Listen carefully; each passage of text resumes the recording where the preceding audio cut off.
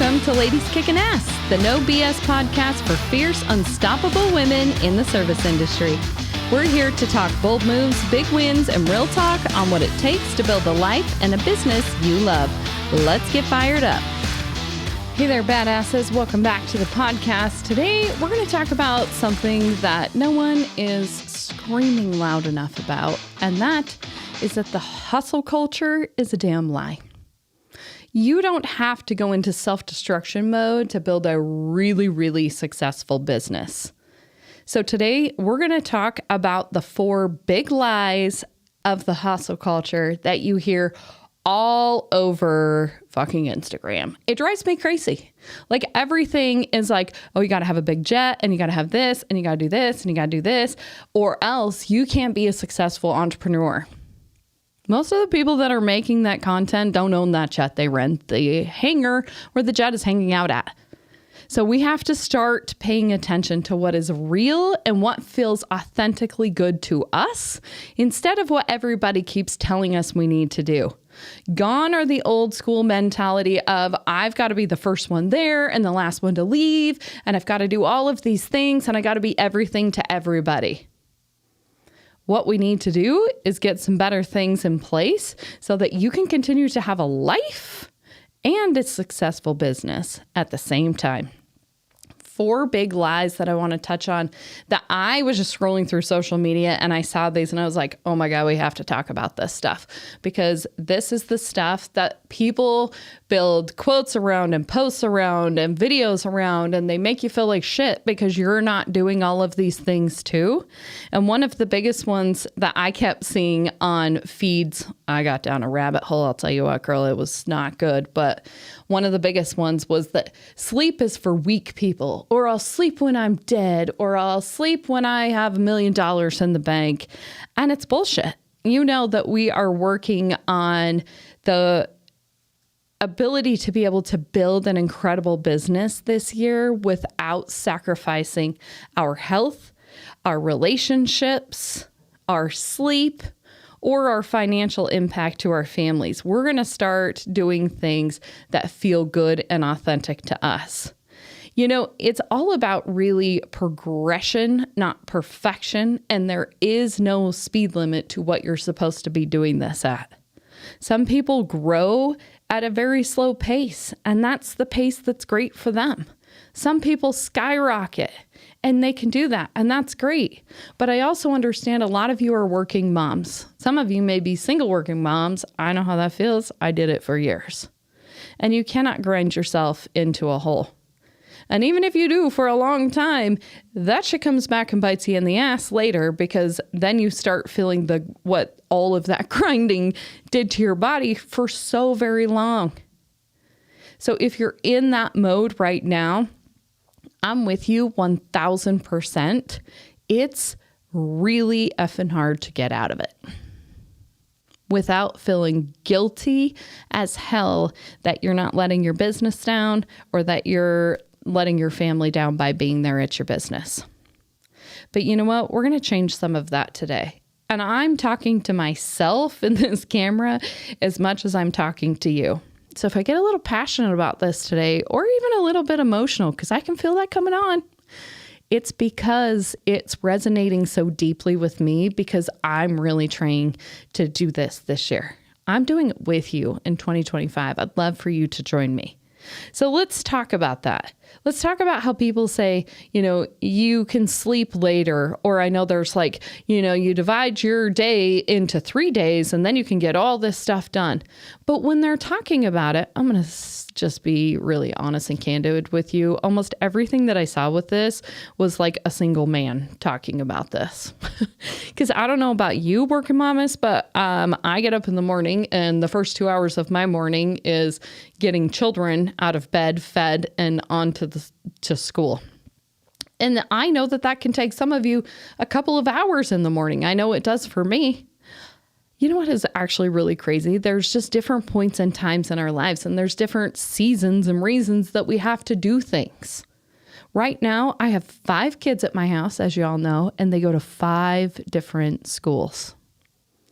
It's absolutely nuts 2 of my kids are, in high school and junior or high school and elementary.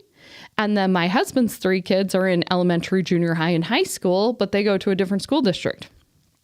So we're all over the place all the time. By the time I drop my kids off, thank goodness I have a great friend that picks them up from school. But by the time I drop them off, that's 2 hours in the morning. And then I go home and I'm kicking my own ass that I don't have some incredible morning routine put together like the experts tell me I'm supposed to do.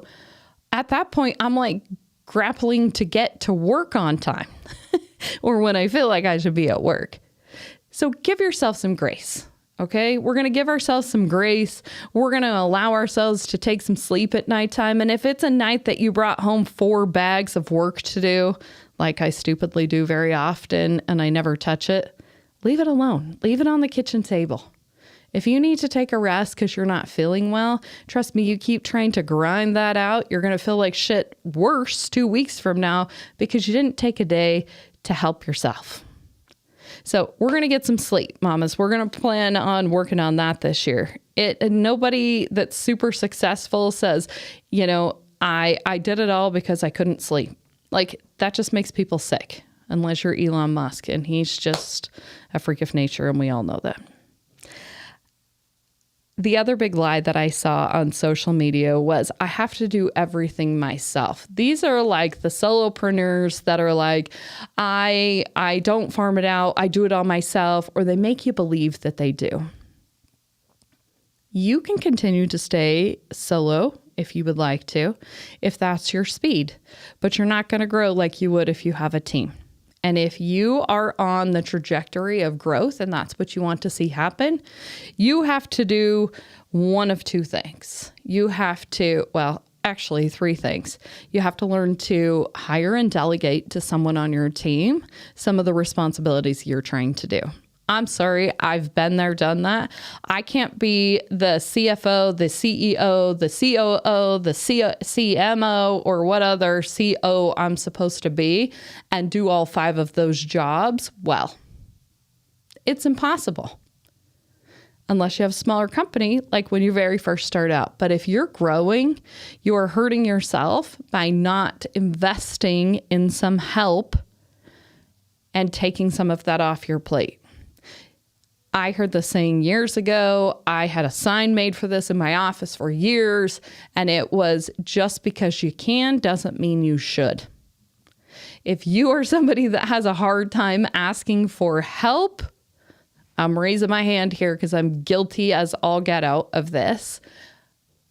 You got to learn how to do it. Just do it one time. I've even been practicing this with my husband this year because he's like, let me help you with something. And in my mind, I was thinking, okay, great, but then I'm going to have to show you how to do it. And then I could have already done it in the time frame that I had to show you how to do it. But in the end, now he knows how to do it, and then I don't have to show him how to do it again. So it's going to save me time down the road. This is the same thing as building systems, processes inside of your business. Turn on the screen record, download Loom, pay the $12 or whatever the hell it is now for the AI version. Invest in the AI version, because everything you screen record, it is literally going to create a written SOP for you to put in a manual or a digital drive or wherever you store those at. So everything you are doing, you can record it. If you haven't read this book yet, I highly recommend it. It's called Buy Back Your Time by Dan Martell. You can even listen to it on Audible. I think it's like 7 hours, and it is very much worth your time. But he talks about documenting and recording everything you do solid for as long as you can do it. 2 weeks, 3 weeks, a month, and then hire somebody to put all that stuff together. And then you can literally see what it is that you're doing. And you can decide at that point, I'm going to delegate this to someone else. How many times we're repeatedly doing things over and over and over again that we can automate, because, we have AI buddies now. And so they can help us do all kinds of automation and things like that. There's tons of software for automation. Or, you know what? You really realize I do a lot of shit that I need to stop doing. Like, I need to just cut it out.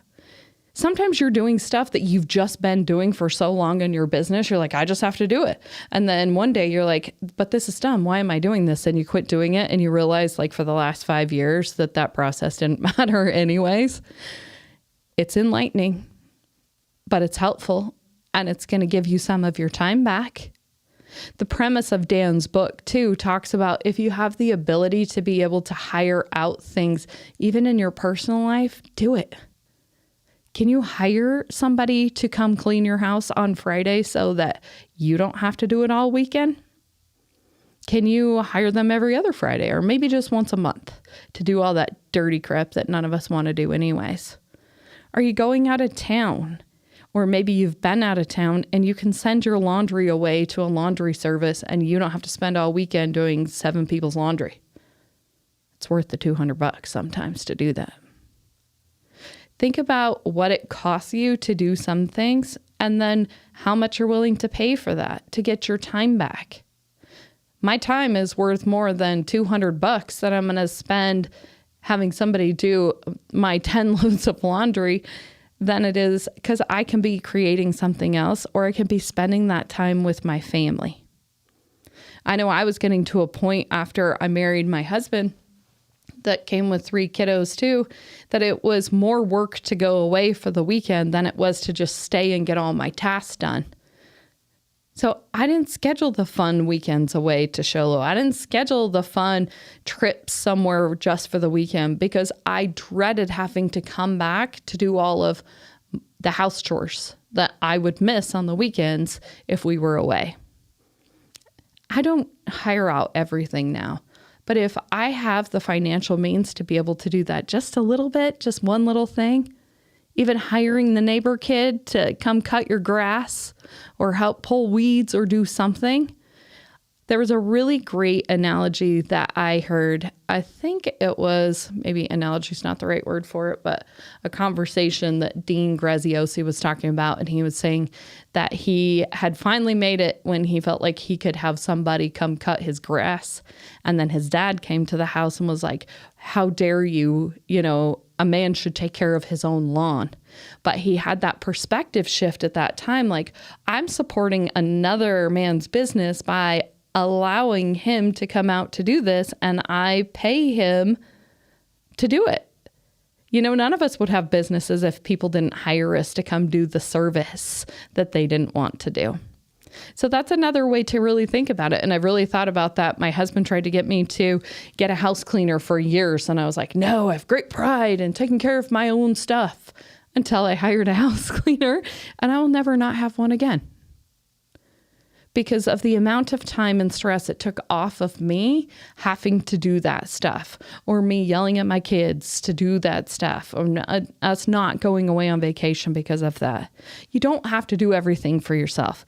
And this is where we got to get out of worker bee mode, which got us into business, but we need to switch into that CEO mama mode of I'm going to determine what's most important, where are my skill sets at. And I'm not going to be working in the business anymore. I'm going to work on the business. And that means that you learn how to delegate, automate, and delete really important things in your life. Another myth that I saw all over Instagram was, if I just work harder, I'll make more money. Harder isn't smarter. And we really have to get out of the mindset that, some say comes from school, some say comes from parenting, some say just comes from, watching people as you grow up. But we have to stop trading our time for money. If you own a business, you know a lot of shit. You know how to do things.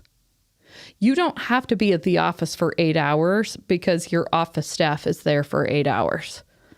If what you need to do is in a 4-hour window and you can work on your next business, your next project, spend more time at home with your kids, go on a trip with your husband or your girlfriends, do that.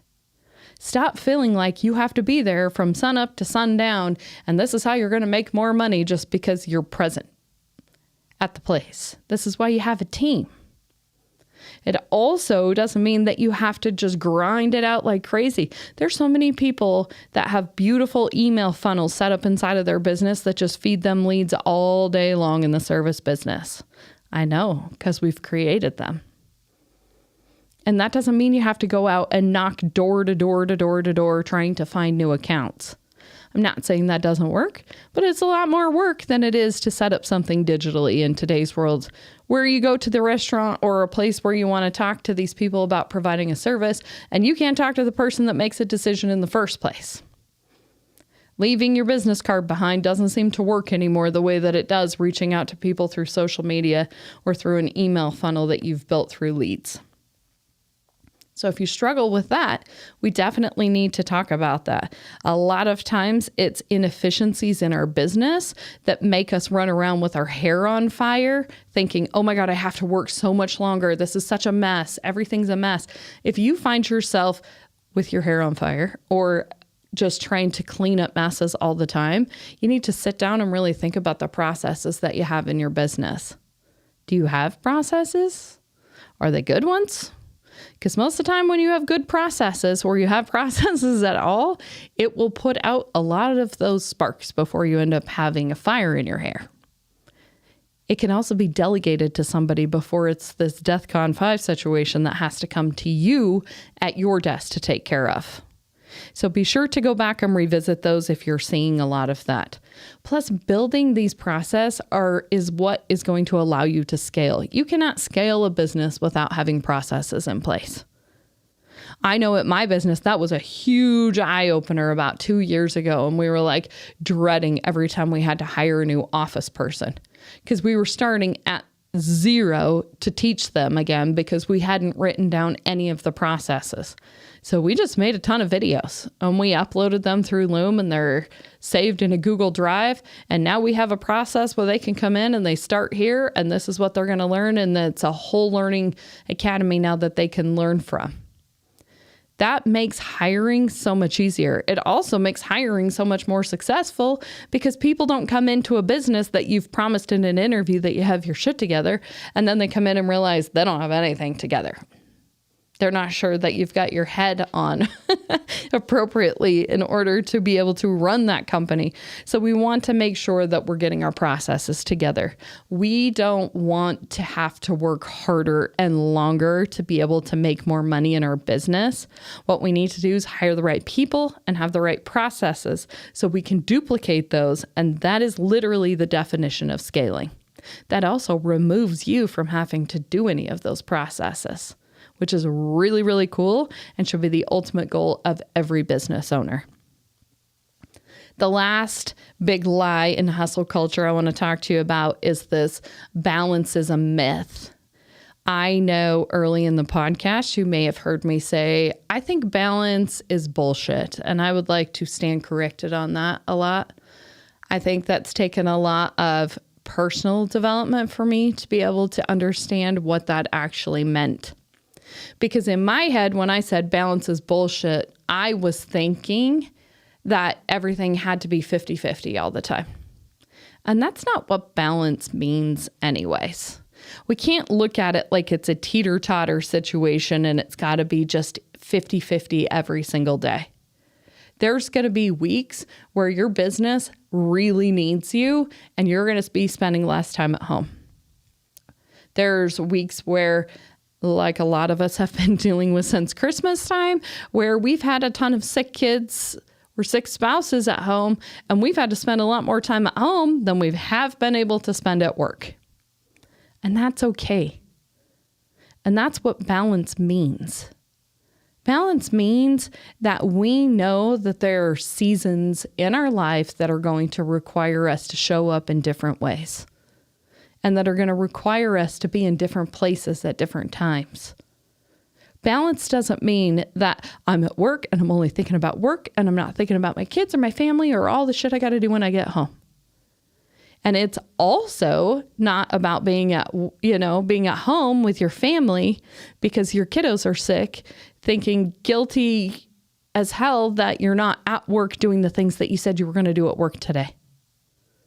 It's really about learning to give yourself some grace, which I think as business owners, sometimes we're really shitty about doing because we want to be everything to everybody. And that's the last thing that I want to leave you with, is that you don't have to be everything to everybody. You know, I've heard this several times and I don't know who to credit this for, but if everybody around you in your life is happy all the time, what is it that you're doing for that to happen? A lot of times we're just peacekeeping at the expense of our own peace in order to make everybody happy. And this is something I learned the hard way at my business. I wanted everybody to come in and be friends. I thought a great work culture meant everyone got along and went out for beers after work. And that's not what that means. It means the people respect each other. It means the people show up for each other and everybody comes in and tries to do their best. People have good attitudes and they want to contribute as much as they want to, more than they want to take from the team. That's what building a really awesome work culture looks like. And that's what building an awesome family culture looks like. And so we have to give ourselves some grace in making sure that when we are thinking about balance in our lives, that we are part of that too. It's not just work and it's not just family and home and your spouse. Where do you belong in here? Because if we're not okay, then nothing's okay. And I know we talked about that at the beginning of 2025, but I'm just going to keep talking about it over and over again. Take that little bit of time for yourself, mama. I know if you've got little kids at home, the bathroom is your sanctuary. Well, except for the little fingers coming underneath the door, but find a room that you can go just sit down and breathe for a few minutes if you need to. Something that we learned in a Tony Robbins training once upon a time, they were talking about that there's the tunnel from the coming home from work to turning into mama mode when you get at home. And I know for a lot of us, that can be a little bit difficult, especially if you're the owner at your business and you're there and you're, kind of living a little bit in your masculine most of the days because of the industry that we work in. But when you come at home, it's that softness that you're able to give your family when you walk in the door, and we're not bringing the problems from the day in.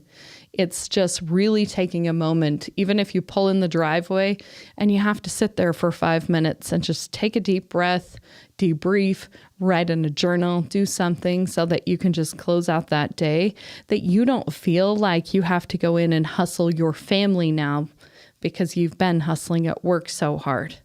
It's really about reframing everything that we've really been taught about what it means to be a business owner and redefining what it means for us to be the owner of this business. We don't want to do that and have this business run our lives. The reason that we got into entrepreneurship and the reason that we own a business is that we wanted to have the definition of time freedom. And that meant that we defined when we were working, we defined how the business went, we defined how the business grew. And so you need to step into that role. And again, I'm saying this to myself. This year is that big year of being able to say no, and it's a complete answer. We don't have to give excuses. We don't have to give a reason. It can just simply be no. So if any of these resonated with you today, I would love to hear from you. Shoot me a DM at Ladies Kickin Ass and let me know, is there a boundary you need to put up somewhere where you are able to free yourself from this hustle culture BS? Is there a reason that you feel guilty going to work or you're guilty at home, and what you're doing to mitigate that guilt and make it go away? I'd love to hear what you have to say about that. We want to commit to being something for our business. We want to commit to being something bigger and better than we were last year.